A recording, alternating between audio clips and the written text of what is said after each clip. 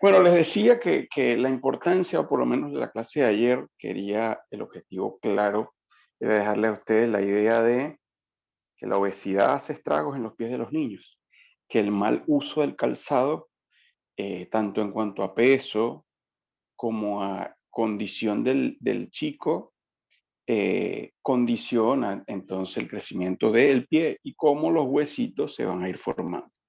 Hoy quizá en algún momento cuando aclaremos alguna duda utilice esto. A los que me están viendo anclado en la cámara, es un modelo de pie de hueso, pero ya este es un modelo adulto porque ya sus centros de osificación se formaron. Ayer se dieron cuenta de que el niño atraviesa distintos procesos donde él poco a poco va desarrollando algunos huesos y los va a remodelar. Pero todo lo que vimos ayer era normal, todo lo que vimos ayer era lo bueno, lo lindo del pie. Ahora bien, desde mi área no puedo abandonar el conversarles un poco sobre lo que no está bien, ¿sí? Lo que puede realmente terminar siendo de intervención traumatológica. No porque ustedes tengan inherencia directa sobre esto, pero para que ustedes sepan lo que ocurre con el pie de estos pacientes y que en algún momento vean un adulto con estas cicatrices, por ejemplo. Ya lo van a ver y sepan que su marcha va a estar condicionada por alguna cirugía o por algún proceso de desarrollo y crecimiento que esta persona, este chico joven, tuvo, ¿no? Es probable, y les advierto, que las imágenes que vamos a ver a continuación puedan herir alguna susceptibilidad, pero tranquilos, somos profesionales y lo que vamos a ver a continuación son casos reales, casos de cosas que pueden pasar. Más que asustarnos, es ocuparnos de cómo vamos a abordar cada caso, ¿no? Yo le voy a dar un enfoque podológico a cada caso, no traumatológico porque no vine a hablar de la cirugía, del procedimiento, pero sí dejarles claro lo que va a ocurrir con el chico después en su recuperación y que usted sepa qué ofrecimiento puede tener desde el punto de vista podológico, ¿sí? El motivo por el cual estamos acá hoy es para hablar un poco de patologías de pie y tobillo, de deformidades, lo que ya no está bien en un chico. Yo dejé algunos conceptos básicos el día de ayer para que los revisen. Muchos van orientados solo a la uña, a las partes blandas, pero algunos van orientados a estas deformidades. La ectrodactilia consiste en una hendidura que se permite crecimiento en los dedos que no unifica lo que es los tejidos conectivos musculares de medio pie y de antepié, de manera que se genera lo que vulgarmente se conoce como pies de cangrejo. Y esa connotación o ese nombre se lo debe a la forma de pinzas de cangrejo que adquiere el pie. ¿Okay? Cuando vemos esto decimos, bueno, pero ¿cómo llegó a esta edad? Porque fíjense que ya tiene los dedos y las uñas bien formados y los huesos bien formados. O sea que este prácticamente es un escolar o prácticamente un adolescente. Bueno, poco a poco fue dejándose crecer, crecer, para llegar a una edad donde consideremos sea una edad operatoria. ¿Para qué? ¿Para qué dejar crecer a este chico con este pie así si no va a poder hacer una marcha correcta? Bueno, este chico podía con dispositivos colocados directamente sobre el pie realizar una marcha, un tipo de marcha que para él quizá no dejó tantas secuelas a nivel de columna, pero que posteriormente hubo que realizar una cirugía de marsupialización de todo el tejido conectivo. De manera que ahí ustedes se dan cuenta que este pacientito recibe una corrección de su deformidad y se le intenta o se le pretende ofrecer un punto de apoyo de pie con un triángulo lo más isométrico posible. Este pie no iba a poder hacer una marcha, un salto o una marcha acelerada, y este pie, una vez corregido, es probable pueda hacer una marcha mucho más eficaz. Si bien la forma del pie, desde el punto de vista estético, no es la más aceptable, pero ¿Cuáles van a ser los cuidados de este paciente? Bueno, hay que seguir vigilando cómo es la marcha de este paciente y suplementar a través de plantillas el crecimiento o la reconexión de todos esos tejidos.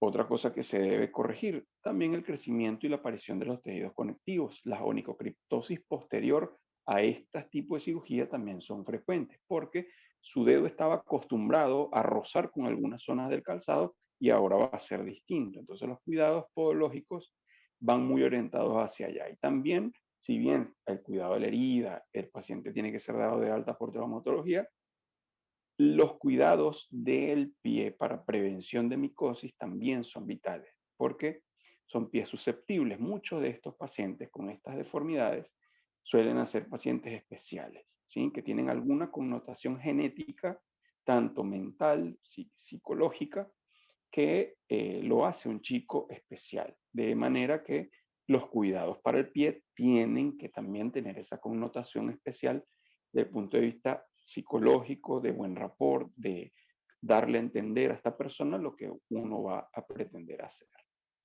Otro tipo de deformidades que quizás llama bastante la atención, ahí vemos el síndrome de Tempel-Barré-Seider, donde el dedo no crece correctamente, por lo menos el primer dedo del hallux se quedó a medio camino, se quedó prácticamente sepultado allí en la edad escolar, en la edad lactante, mientras que el resto del pie sí creció. ¿Pero a qué se debe? A una malformación desde el punto de vista ósea, donde el remodelamiento y el crecimiento óseo no ocurre de forma correcta. Hay que proponerle a este paciente un tipo de cirugía correctiva con un elongador, ¿sí? Que va a ir generando un crecimiento óseo para distanciar el dedo a la medida de lo posible, la figura E, como lo están viendo allí, para que tenga un triángulo de apoyo lo más cercano a lo isométrico posible. Es decir, estamos mejorando el punto de apoyo de lo que va a ser la base del hallux con este tipo de cirugía correctiva y de tutor elongado. También existen fallas del desarrollo, pero hay unas que se ven más en el adulto o en el adolescente, donde el pie pierde masa muscular y se deben a atonías. Estas atonías muchas veces se dan en pacientes con parálisis cerebral o pacientes que tengan ACV, por ejemplo. Después de un ACV, de no poder movilizar la pierna, el pie, por mucho tiempo, por una condición neurológica, o después de un accidente grave que genera un traumatismo medular, donde la pierna pierde completamente el tono y la movilidad, el paciente queda susceptible a que las partes blandas se vayan degradando. Y allí es donde el paciente empieza a hacer micosis, uñas encriptadas, eh, descuidos de la piel, lesiones por presión, por estar acostado mucho tiempo, y ustedes tienen que apuntar al cuidado de pacientes de ese tipo, ¿ok? Trabajar mucho la educación de la familia de este paciente y vigilar bien las partes blandas, las zonas de roce y el tipo de pisada del paciente. En este paciente, bueno, había una pierna completamente sana y otra que quedó con una secuela después de un evento de tipo traumático. Pero hay que tratar las dos por igual. Es decir, la pierna sana probablemente no tenga grandes riesgos, la izquierda, en el caso la derecha, y la izquierda sí tiene una susceptibilidad producto de toda esa neuroparesia que el paciente tiene. ¿Qué podemos ofrecerle? Bueno, distintos tipos de vendajes correctivos para ofrecerle la mejor posición posible, alivio de dolor, alivio de inflamación, cuidado de piel y partes blandas. Yo le decía cuántos dedos tiene el pie. Creo que esa pregunta la hice ayer y si no la hice, se las hago hoy. Probablemente usted diga, bueno, pero es que tenemos 5. No todos tienen 5, algunos tienen menos y otros tienen de más. Y si ven bien en la foto, pues esa persona tiene fácilmente ahí por la cuenta que me da 13 dedos. O sea, prácticamente tiene 7 dedos de un lado y 6 dedos del otro. ¿Por qué ocurre eso? Muchas personas en el campo están sometidas a trabajos con productos químicos para lo que va a ser los cultivos, lo que va a ser trabajo agropecuario, Y estas sustancias químicas generan problemas de crecimiento y desarrollo. Si una mujer embarazada está muy cercana a este tipo de sustancias, es muy probable que exista un problema del desarrollo y crecimiento. Ahora bien, yo voy a hacer una pregunta con muy buena intención, pero que al final también tiene una mala intención. A ver, ¿cómo está la memoria de ustedes? Ayer yo les dije de qué semana a qué semana es que se diferencian los dedos del pie. ¿En qué semana este chico eh, tuvo el problema de contacto con ese químico a través de su madre? ¿En qué semanas? Yo la dije ayer, ¿entre qué semana y qué semana se presentan la... Al que lo escriba primero por el chat tiene un premio, entre qué semana y qué semana se presenta el, el desarrollo y diferenciación de los dedos. Y eso lo dijimos el día de ayer. El crecimiento de estos dedos puede ser muy fisiológico, es decir, por ejemplo, fíjense en el pie izquierdo, que prácticamente no se le ve gran deformidad. Tiene un dedo de más, nada más, pero el paciente puede caminar, moviliza todos los dedos, exactamente. Ahora, alguien me habló en días, creo que alguien me habló en días allí, y si no, háblenme en semanas que los voy a saber entender, pero el que dijo días ya, creo que Araceli está en totalmente lo correcto, así que ella es la que tiene el premio. Fue el primero que leí, si no, el administrador después me corrige, porque el que me apareció por aquí para leer fue Araceli como primera respuesta, y la respuesta es correcta.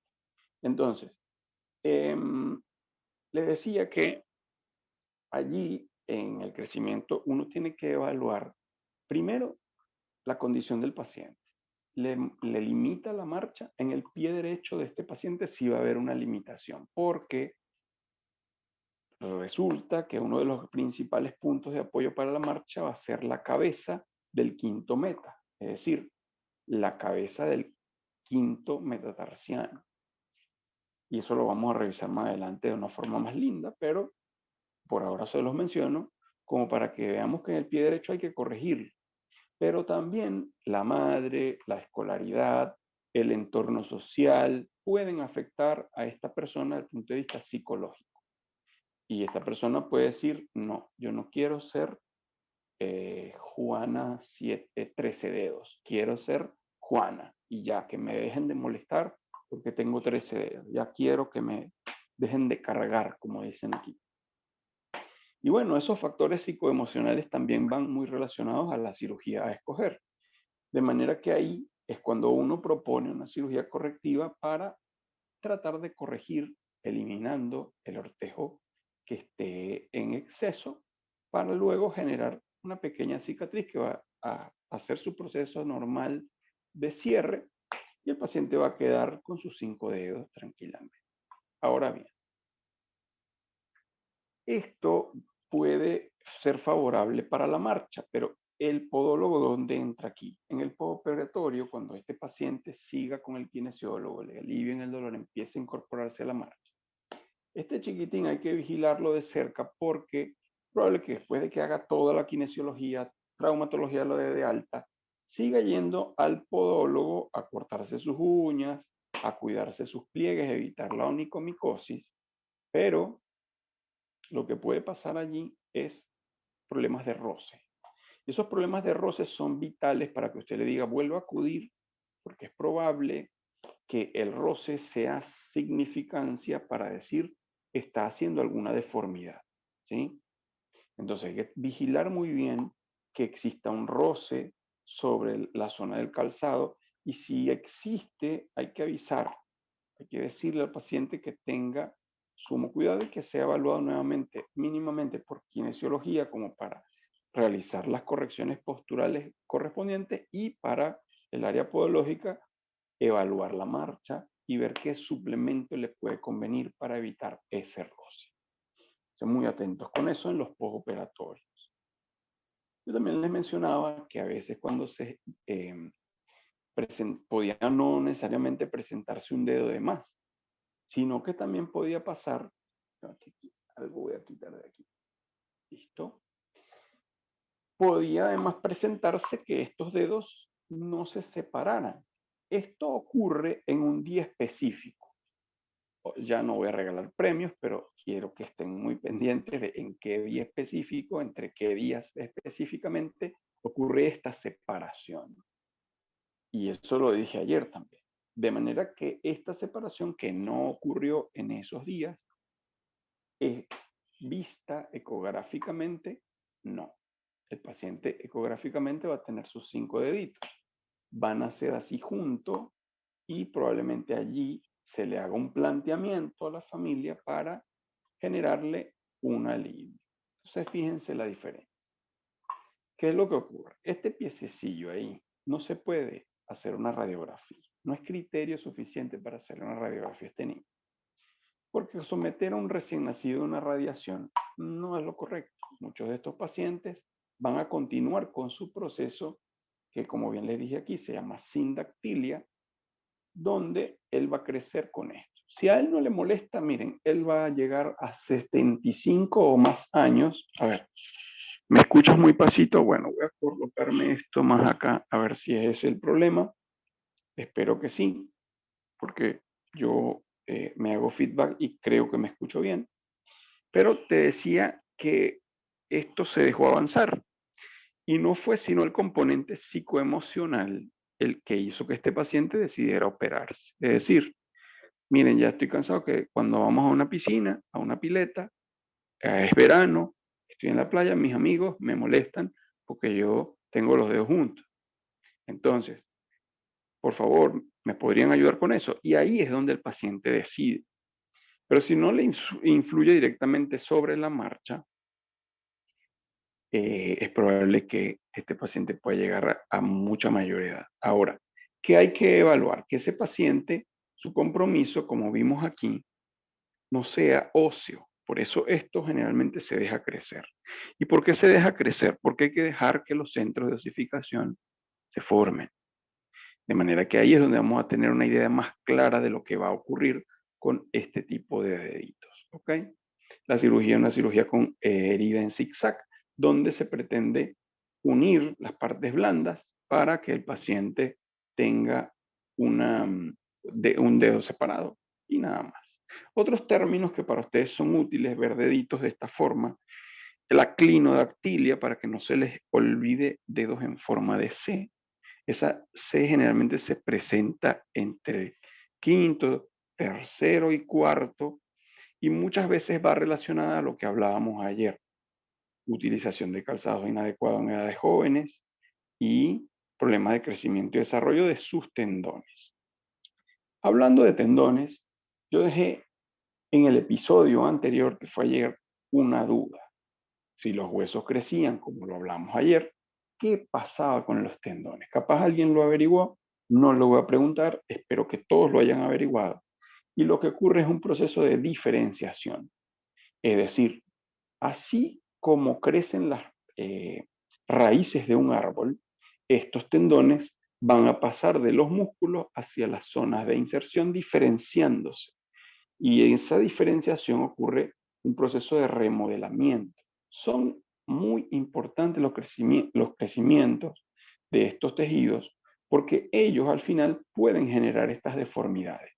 Si un tendón se genera de forma más corta, es probable que genere un dedo en garra, un hallux. Si un aductor está corto, va a generar un hallux valgo, o se pueden formar dedos como quinto dedo en varo, como lo ven allí, un curlito curvo, que esos quinto dedos pueden irse a supraducto, o dedos que tienden a ser esa semejanza a un dedo en mazo, y los famosos dedos en martillo.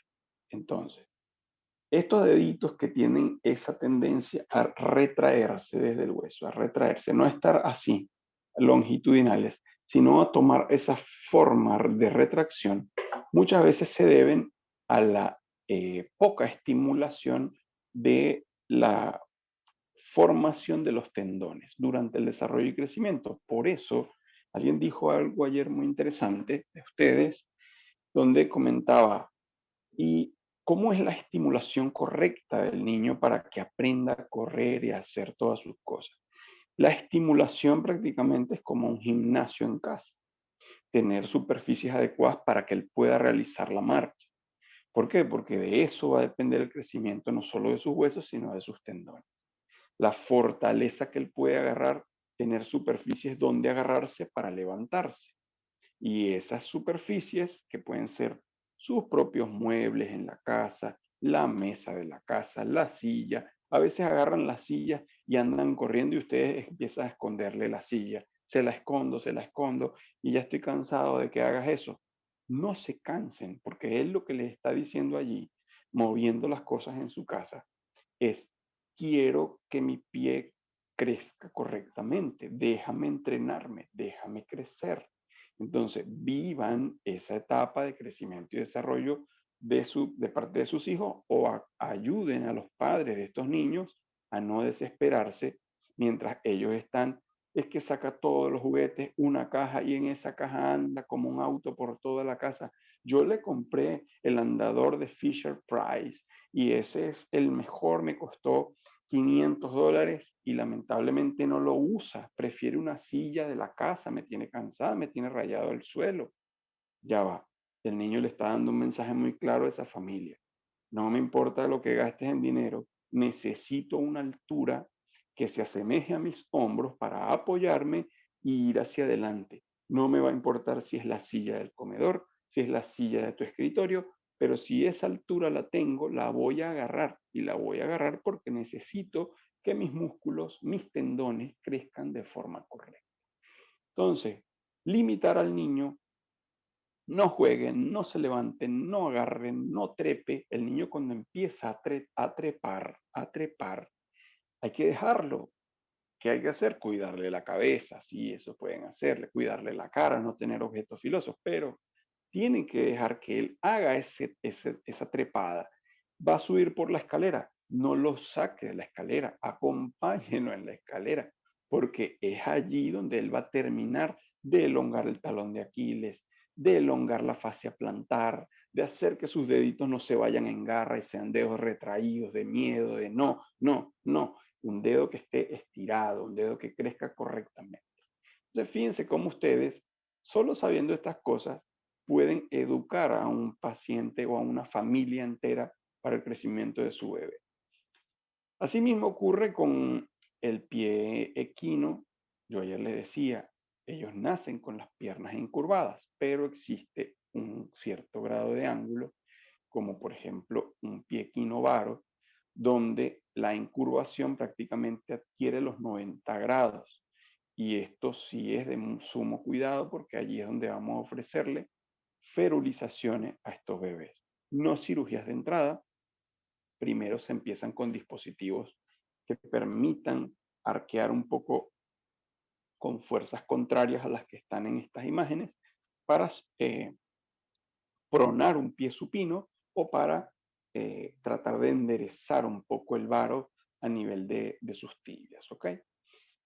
A nivel de crecimiento, ya en el adolescente, pueden presentarse otros problemas, ¿sí? Este problema, por ejemplo, la enfermedad de Severo, un metatarsoadducto, o la enfermedad de Kohler, son problemas de desarrollo del hueso. Es decir, en algún momento de la etapa se va a desarrollar. A diferencia de problemas como estos, no nacieron con ese problema, sino que cuando se desarrollaron, estas personas empezaron a desarrollar un problema óseo producto de una falta de remodelamiento a nivel de la zona del calcáneo, en caso de la enfermedad de Sever. Y esta enfermedad, en principio, los tratamientos van a ser kinesiológicos, mucho ejercicio, intentar evaluar la marcha, pero el paciente va a venir con un problema a nivel del talón, mucho dolor a nivel de talón, y es allí donde ustedes pueden ofrecer herramientas, como por ejemplo, yo siempre digo, utilicen vendaje neuromuscular para este tipo de patologías, para alivios de dolor, ¿ok? No, a mí me encanta, como les dije ayer, que ustedes en principio vean, aprendan, nazcan, gateen, luego se levanten, caminen, corren y luego vuelen, ¿sí? Yo quiero que vean todo lo básico de esta primera etapa del diplomado, Y sé que a los que sigan avanzando y creciendo con nosotros, van a tener luego todas las herramientas útiles para cada patología y conocimientos mucho más profundos, ¿sí? Así que poco a poco van a irlos desarrollando. Lo primero está en decirles que ya el pie se formó en el adulto, el pie ya tiene una forma tipo A, con todos los huesos, un pie fisiológico va a tener, como pueden ver en la figura A, un calcáneo bien alineado con el astrágalo de atrás hacia adelante y de abajo hacia arriba. Desde allí se va a ir una línea vertical en forma descendente, perdón, horizontal en forma descendente hasta la cabeza del primer metatarsiano. Y esta línea es la que nos va a decir eh, cómo va el eje del pie. Ahora bien, ese eje puede cambiar. ¿Cuándo puede cambiar? Bueno, por el sobrepeso, lo dijimos. Un niño que nunca se corrigió el peso, llegó adolescente, su pie no va a ser un pie tipo A.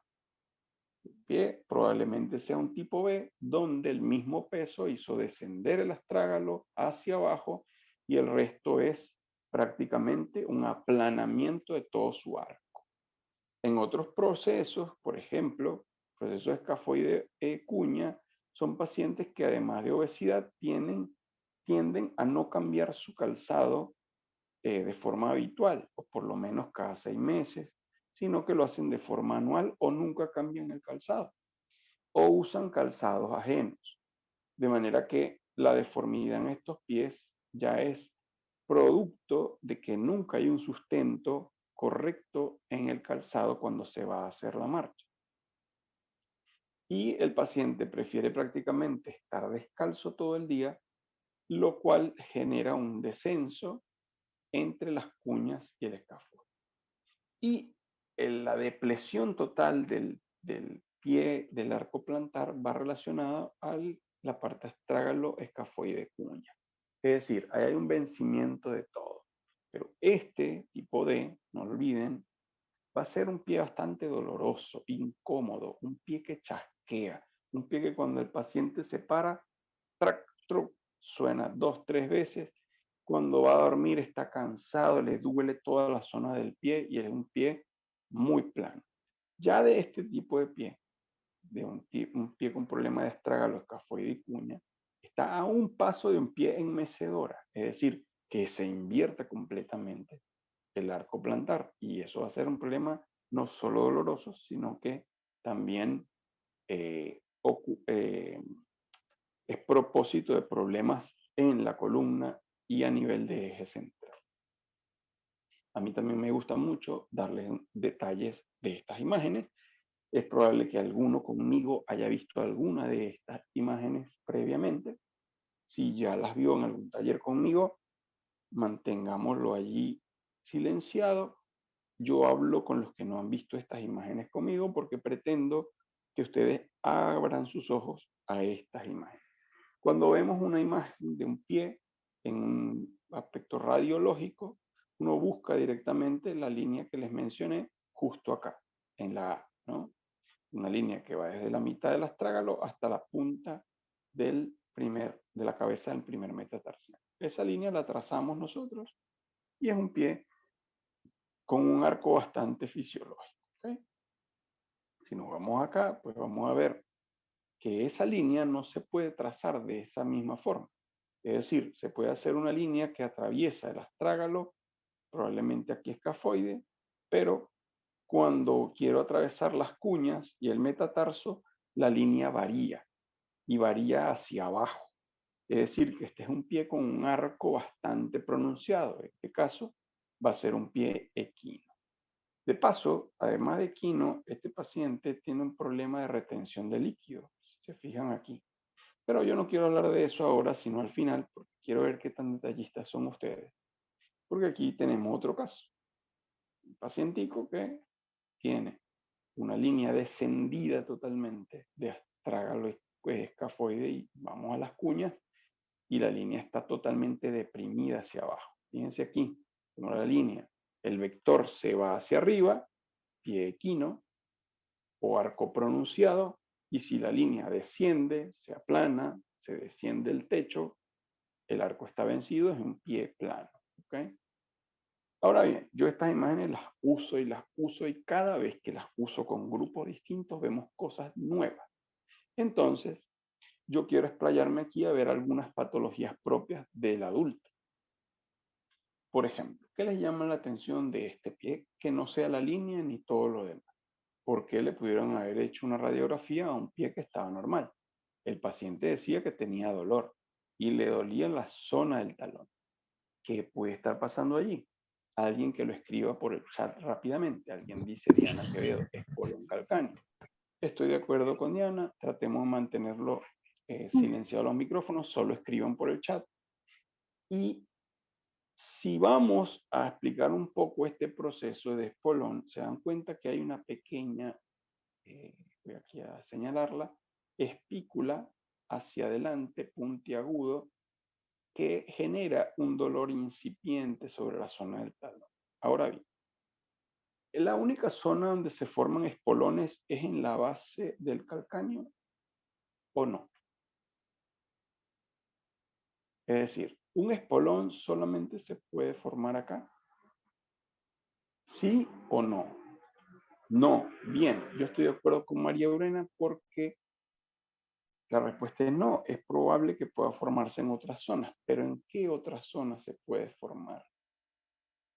Fíjense aquí. Fijémonos aquí arriba. ¿Qué hay aquí? Hay un proceso saliendo del calcáneo nuevo hacia arriba, contacto con el tendón de Aquiles, donde se empieza a afilar esa zona de, de, del hueso y generar un espolón. En la zona retrocalcánea se pueden presentar también espolones. Así que muy atento a esto. Los espolones pueden aparecer uno o dos. Así que también hay que estar atentos a la imagen que se pida. Y si nos vamos a ver más cosas aquí. ¿Qué más podemos ver aquí? Fíjense qué lindo se ve la cabeza, la cúpula del astrágalo. Qué lindo se ve el espacio en la zona subastragalina. Tiene un lindo espacio. Pero ¿qué hay aquí? ¿Qué es esto acá? Esta sombra en forma de tendón. Bueno, ya se los dije, es el tendón de Aquiles. Así que esa sombra tiene que ser bastante homogénea.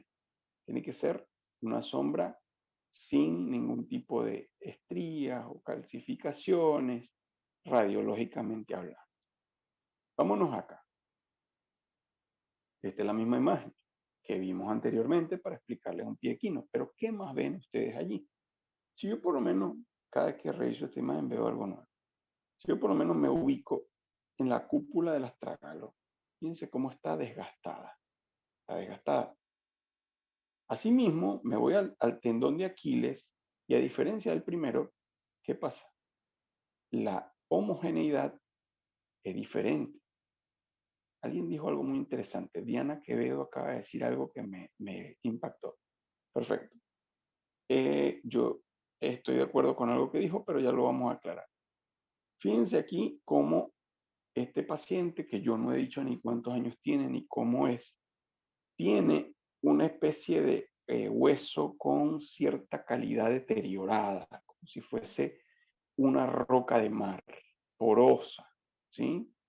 Y además hay unas pequeñas, en la zona donde en el anterior había un espolón, justo en esa zona, en esta zona hay unas estrías pequeñas, espero que las estén viendo, las estoy señalando aquí, muy pequeñitas que cubren a la fascia plantar. Oye, ya se me escapó.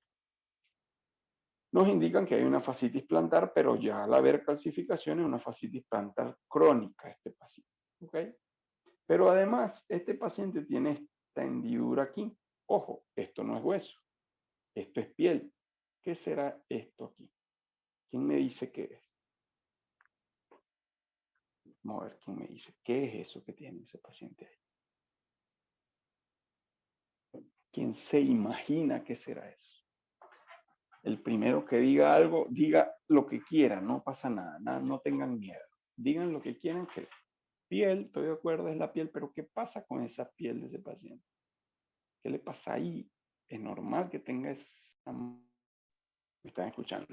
Alguien dijo edema. No sé quién fue el que lo dijo, pero yo quiero felicitar a esa persona porque es el indicativo pleno de que hay una retención de líquido. Esa es la marca de la media de ese paciente. El día que fue a hacerse la radiografía, cargaba una media tipo tobillera y cuando se la quitó le quedó la impregnación de la marca de la media, de la goma, producto que este paciente retiene líquido. ¿Es obeso? No lo sé. ¿Tiene un problema vascular? No lo sé, pero sí sé que está reteniendo líquido este paciente. Entonces, un dato interesante a tomar en cuenta. Perfecto, me parece bastante bien este grupo, bastante brillante. Vamos con esta imagen. ¿Qué les llama la atención de esta imagen? ¿Qué pueden ver? Vamos a poner la flecha para que digan, porque en esta imagen hay demasiadas cosas. Vamos a poner aquí la flecha, aquí. ¿Qué ven ahí? Estamos todos de acuerdo de que eso es un espolón. Muy bien, ya lo estaban escribiendo algunos por el chat, lo sé, pero estamos de acuerdo en que es un espolón. Si nos vamos a esta zona, fíjense cómo es la característica de este astrágalo, cómo está deteriorado, desgastado, despulido. Osteoartrosis, ¿tendrá una osteoartrosis este paciente? Probablemente sea un paciente añoso, un paciente adulto mayor. Ahora bien, ¿qué ven aquí adelante? Aquí adelante, en esta zona. ¿Qué les llama la atención ahí?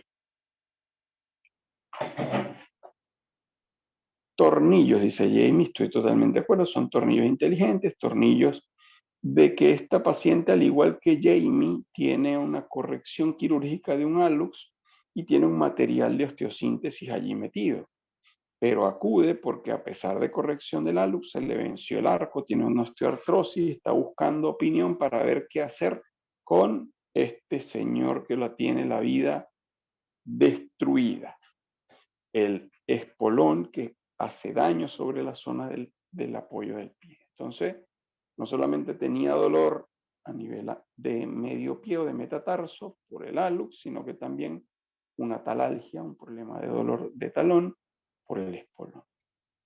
Me gusta el grupo bastante bien, el grupo presta atención. Así que pasamos a otras deformidades. Recuerden que aquí cuando vemos el talón, generalmente hablamos de neutralidad cuando la línea entre la pierna y el tobillo genera un ángulo de 180 grados, pero si se empieza a agudizar, hay un rango de pronación y de supinación que es correcto. Ahora, si ese ángulo se hace muy agudo, ya no va a ser un rango seguro y es allí donde el paciente acude con dolor, acude con una supinación de pie, con un pie prono, que el prono puede estar acompañado de un arco acentuado y luego va a necesitar sí o sí suplementos a nivel de sus plantas, ¿no?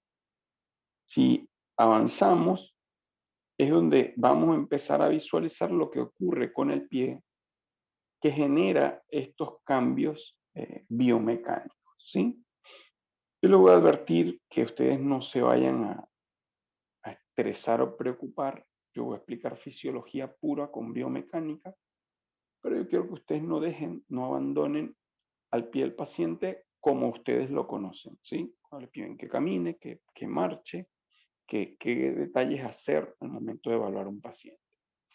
Porque para explicarles esta deformidad de prono y supinación, tienen que entender que el pie tiene un eje central que va desde la tibia y el peroné en esta línea hasta lo que es el principal punto de apoyo del pie, que es el talón. ¿Y qué viene a ser el talón? Básicamente la eminencia, la prominencia plantar del calcáneo en apoyo con las partes blandas que están en esa zona. Cuando el pie realiza su movimiento durante la marcha, hace un ascenso para elevar los dedos y estos dedos hacen una apertura a su vez en abducción y aducción. De manera que se forma un ángulo entre ellos para hacer una especie de brazada, pero no se puede llamar brazada porque brazada es del pie. En este caso es una patada. Y esta patada viene o pedaleada, va a ser un movimiento helicoidal que va a ser de arriba hacia abajo y de afuera hacia adentro. Es así como va a realizar la marcha el paciente. Esto va a distribuir el peso de esa marcha sobre zonas específicas del pie. Es por eso que sobre el arco no existe gran cantidad de apoyo en un pie fisiológico, sino que básicamente lo va a hacer sobre la zona externa de una forma o muy homogénea. A medida que él va haciendo este movimiento durante la marcha, este pedaleo a través de la marcha, las zonas de apoyo van a ser desde el calcáneo en la zona posterior, pasando por todo el arco longitudinal externo hasta llegar a la cabeza del primer metatarsiano. ¿Ok? Cuando el pie se apoya, en definitiva, la carga de presión positiva asciende, que es lo que vemos en esta flecha negra hacia arriba. Es decir, cuando ya el pie está totalmente apoyado, es como un rebote. Se genera una inercia positiva hacia arriba, donde el pie hace una ligera rotación del tobillo. Entonces, sepan ustedes que la marcha es un proceso fisiológico, sepan ustedes que existen vectores que son evaluados al momento de la marcha y que la marcha es un proceso móvil dinámico donde ocurre frenado, pivoteo, propulsión y despegue. De todas maneras, yo se lo dejo acá bien acentuado. El momento en el pedaleo es el momento en el que el pie está en el aire. Pero si se dan cuenta, esta pierna derecha de este muñeco tiene un vector G hacia adelante donde está en fase de apoyo sobre su metatarso. Él va a ascender su pie para distribuir las cargas hacia dónde? Hacia arriba. Cuando asciende el pie, tira cargas positivas hacia la cadera. La cadera se desliza hacia adelante en este vector, en un vector que va de arriba hacia abajo y de atrás hacia adelante, y el paciente por inercia va a desplazarse hacia arriba. Luego, su pie izquierdo va a entrar en apoyo directamente sobre el calcáneo, también ejerciendo una presión positiva hacia arriba. Y dense cuenta, cuando vuelva a apoyar lo que es el metatarso, va a ser un frenado para apoyarse, pivotear sobre los sesamoideos, que específicamente están debajo de la cabeza del primer meta, y luego van a través de esos dos huesecillos, propulsarse hacia adelante. Es probable que la primera fuerza ocurra directamente en la zona de los sesamoideos, que es lo que ocurre fisiológicamente, y luego lo que es el despegue va a ocurrir con la punta del dedo. Ustedes dirán, Dios mío, ahora sí se me enredó la clase. Todo iba bien hasta que aparecieron estas imágenes. Y estos vectores, no se estresen, no se preocupen, porque a mí lo que me va a importar es que luego usted esto lo pueda aplicar en un paciente.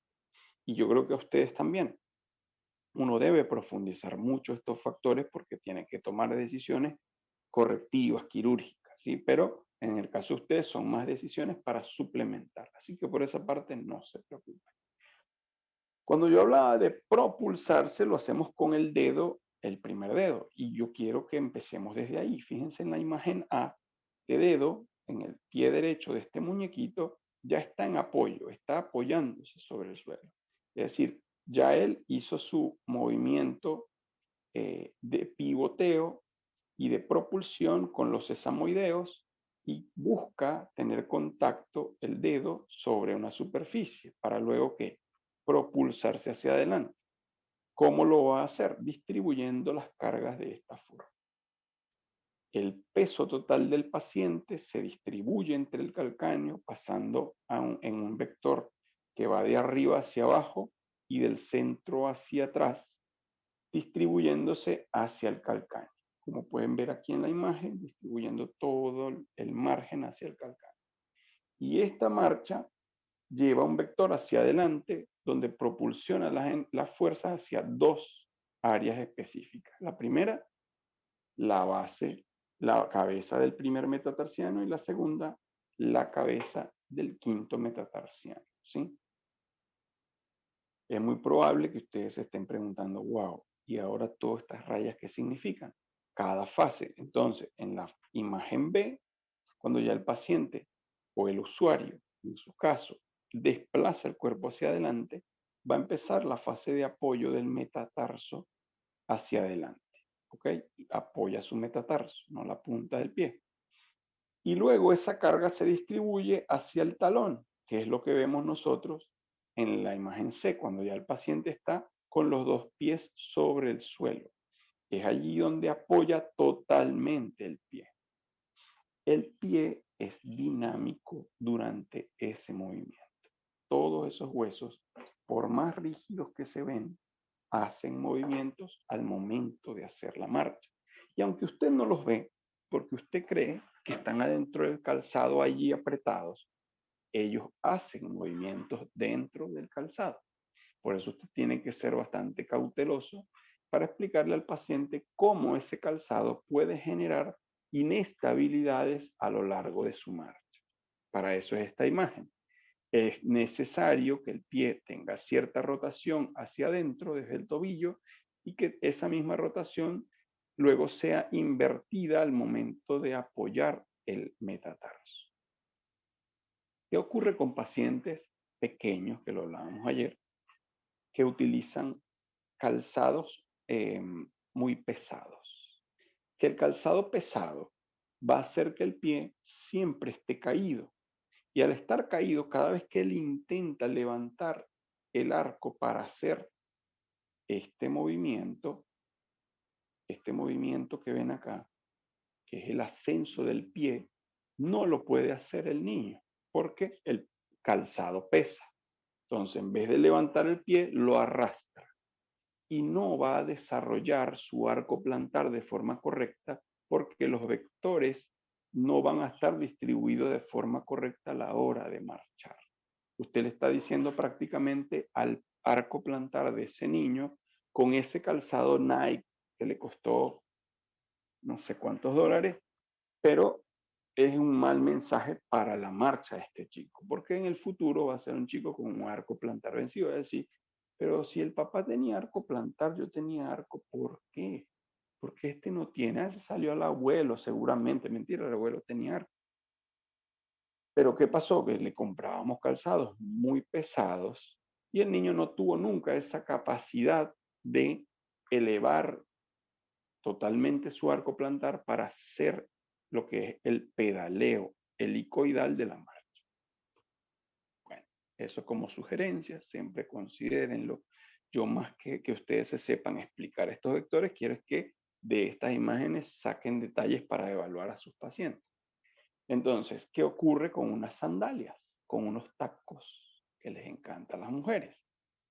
Utilizan tacos y ocurre que la distribución de las cargas se hace de forma totalmente errada, porque el punto máximo de apoyo pasa a ser, en vez del talón, la punta. Y al ser la punta en los metatarsos, empieza eso a deformarse, a generar mucha presión sobre el abductor y a generar un hallux valgo forzado. También puede generar problemas de rotación a nivel del tobillo, ¿sí? Divinos los tacones. Sí, divinos los tacones, iba a decir algo, pero es exceso de confianza. Los tacones son buenos para una foto, los tacones son buenos para, mire, acuéstese en su sofá con sus tacones, acuéstese en su cama con sus tacones, luzca sus tacones, pero ir a una fiesta a bailar con tacos, saben que no está bien.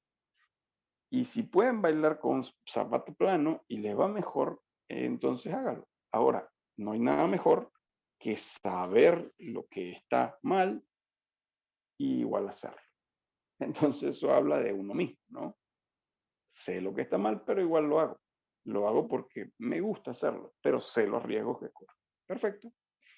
Y en este pequeño video yo quiero resumirles lo que les acabo de decir. Fíjense allí. Fase A, fase de punta del dedo, fíjense en el dedo, punta del dedo, punta del dedo, allí en este preciso momento en el pie derecho. Miren, se apoya y punta del dedo, cómo asciende el calcáneo, cómo asciende el arco. Y en el pie derecho, fíjense en el pie derecho ahora. pie derecho. ¿Cómo va a ser la marcha helicoidal del pie? Fíjense, allí. Ese levantamiento, que lo van a ver aquí, ese pequeño levantamiento al final, cuando ya va a ser el apoyo, ese movimiento helicoidal es necesario. El problema es que si le colocamos un calzado a un niño muy pesado, él no hace ese movimiento helicoidal. Él está arrastrando prácticamente sus pies. Entonces, ver las tres fases de la marcha, tanto el inicio, el desplazamiento como el apoyo, es lo que yo quiero que a ustedes les quede. Yo por hoy, ya que horas tengo, 16:10, yo no los voy a saturar más. Yo voy a devolverme aquí para resumir lo que es conveniente resumir y de ahí haremos una pausa hasta el videíto de la marcha para que mañana profundicemos más cosas que es probable que vayan a necesitar en vez de un café, dos, ¿sí? Les decía rápidamente, hacer un pequeño resumen para que también quede grabado para los chicos que seguramente van a ver este video luego grabado, que lo más importante era tener un talón neutro, pero que podía haber grados de supinación o de pronación que están en seguridad y que el paciente puede hacer una marcha totalmente normal. El problema va a ser cuando estos grados se agudizan. Si se agudizan, va a ser producto de que la marcha no se va a dar correctamente. Entonces, fíjense cómo un eje central desde la tibia y peroné va a distribuir cargas energéticamente positivas para empezar a apoyar eh, de arriba hacia abajo. Estas cargas se distribuyen hasta el calcáneo y el paciente va a tender a hacer una especie de pedaleo en su pie al momento del desplazamiento y ese desplazamiento va a traducir posteriormente un apoyo, este apoyo que ven acá. Este pedaleo, este movimiento termina apoyándose, ¿sí? Siempre sobre la superficie del pie. Ahora, vamos a dar un ejemplo. Imaginemos que una persona va por la calle, seguramente así sí me lo van a entender. Cuando van por la calle y han oído que una persona llegó y tuvo un esguince porque cayó sobre un hueco. Resulta que esa persona al momento de la marcha iba elevando su pie y no encontró suelo. Si no encontró suelo, ¿qué le va a pasar? Que el pie, buscando el suelo, hace la patada completa y se invierte. Se invierte generando una carga positiva directamente sobre el maleolo y el paciente se cae de golpe. Ahora, siempre que haya una superficie plana, el paciente se va a apoyar de forma positiva generando un arco que va desde el calcáneo hasta las cabezas del quinto y del primer metatarsiano, que es esto que ven ustedes apoyándose en sombreado azul en esta imagen. La marcha no solamente involucra los pies, también involucra la cadera, involucra el eje central en un vector que todo el cuerpo se desplaza de atrás hacia adelante y de arriba hacia abajo por cuestiones de gravedad. Pero sobre el pie, sobre el metatarso, ocurren cuatro procesos básicos. El frenado, pivoteo, que ocurre específicamente sobre los huesos sesamoideos, la propulsión, que también ocurre directamente sobre los sesamoideos, y el despegue, que va a ocurrir definitivamente sobre el primer dedo del pie. Dicho esto, las fases e isofases de la marcha involucran al hallux, involucran al arco plantar, todos esos huesos se mueven durante la marcha y terminan necesitando una realización de movimientos que muchas veces el calzado limita, bien sea porque es muy alto o porque es muy bajo o porque es muy pesado. De manera que la marcha tiene sus fases e isofases.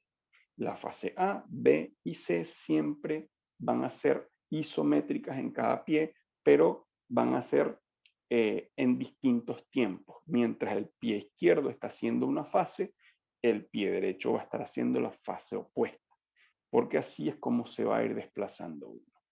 Yo, por el día de hoy, no les voy a dejar tarea, solamente les pido que repasen un poco este material que les voy a dejar para el día de mañana, porque como van a ver en la imagen a continuación, la cosa se empieza a complicar un poco el día de mañana. Y más que complicarse, yo quiero es traducírselas y reducírselas para que ustedes tengan lo que necesitan para el crecimiento cognitivo de todo lo que es la podología. Los voy a dejar con este pequeño video. Ya podríamos entrar en la última fase de preguntas para finalizar por hoy y arrancar el día de mañana con el resto de biomecánica y marcha.